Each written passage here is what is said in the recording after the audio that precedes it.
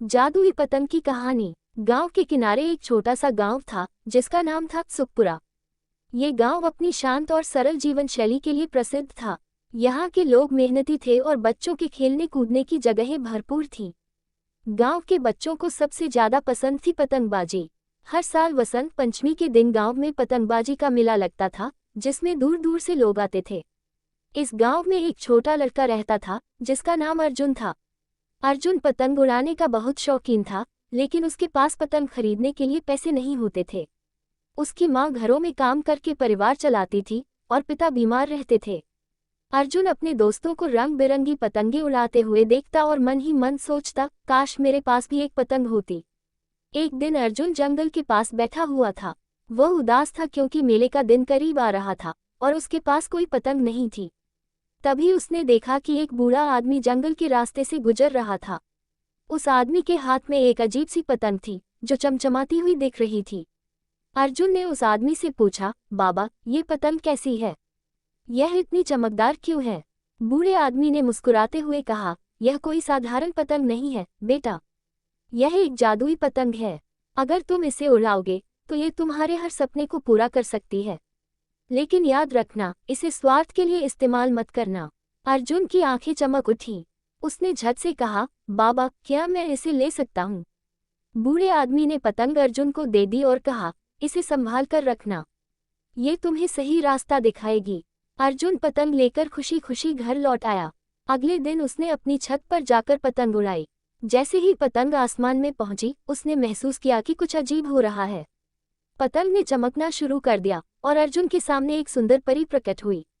परी ने कहा, अर्जुन, मैं इस पतंग की रक्षक हूँ। ये पतंग तुम्हें खुशियाँ दे सकती है, लेकिन इसका उपयोग केवल अच्छे कामों के लिए करना। अब बताओ, तुम्हारी सबसे बड़ी इच्छा क्या है? अर्जुन ने बिना सोचे कहा, मैं चाहता हूँ कि मेरे पिता स्वस्थ हो जाएं। परी ने मुस्कुराते हुए कहा, तुम्हारी इच्छा पूरी होगी। अगले दिन अर्जुन के पिता पूरी तरह से स्वस्थ हो गए। परिवार में खुशी लौट आई। अर्जुन ने सोचा, ये पतंग सच में जादुई है। अब मैं इसका उपयोग गांव के लोगों की मदद के लिए करूंगा। अर्जुन ने जादुई पतंग की मदद से गांव में कई अच्छे काम किए। एक दिन गांव के तालाब में पानी खत्म हो गया। अर्जुन ने पतंग उड़ाए और अपनी इच्छा जाहिर की।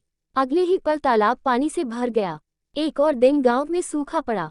अर्जुन ने पतंग से बारिश की प्रार्थना की और बारिश हो गई। धीरे धीरे अर्जुन और उसकी जादुई पतंग की कहानियां पूरे इलाके में फैल गईं। लेकिन हर जगह अच्छाई के साथ बुराई भी आती है।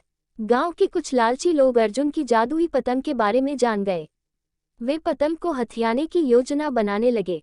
एक दिन गांव के एक धनी व्यक्ति रघुनाथ ने अर्जुन को बुलाया और कहा, अर्जुन, ये पतंग मुझे दे दो, मैं तुम्हें इसके बदले बहुत सारे पैसे दूंगा। अर्जुन ने कहा, ये पतंग किसी के स्वार्थ के लिए नहीं है, मैं इसे नहीं दे सकता। रघुनाथ ने गुस्से में आकर पतंग चुराने की कोशिश की, लेकिन जैसे ही उसने पतंग को छुआ, पतंग गायब हो गई। परी प्रकट हुई और बोली, जो लोग लालच और स्वार्थ में पड़ेंगे, उन्हें इस पतंग की शक्ति का लाभ कभी नहीं मिलेगा। अर्जुन ने पतंग का उपयोग केवल अच्छे कामों के लिए किया। उसकी ईमानदारी और निस्वार्थता के कारण गांव के लोग उसे बहुत पसंद करने लगे। धीरे धीरे सुखपुरा गांव सबसे खुशहाल गांव बन गया। एक दिन परी फिर से अर्जुन के सामने आए और कहा, अब तुम्हें इस पतंग की जरूरत नहीं है। तुमने ये साबित कर दिया है कि अच्छे काम करने के लिए जादू की नहीं, बल्कि सच्चे दिल की जरूरत होती है। ये कहकर परी और पतंग दोनों गायब हो गए। अर्जुन ने सबक सीखा कि ईमानदारी, मेहनत और दूसरों की मदद करने का जज्बा ही असली जादू है। गांव के लोग अर्जुन की कहानियां सुनाकर बच्चों को सिखाते हैं कि हमेशा अच्छे इंसान बनो। अर्जुन का नाम आज भी सुखपुरा गांव में आदर के साथ लिया जाता है। ये कहानी हमें सिखाती है कि सच्चा जादू हमारी अच्छाई और निस्वार्थता में है। जब हम दूसरों की मदद करने के लिए अपने दिल और दिमाग का इस्तेमाल करते हैं, तो हमारी जिंदगी खुद जादुई बन जाती। Hi,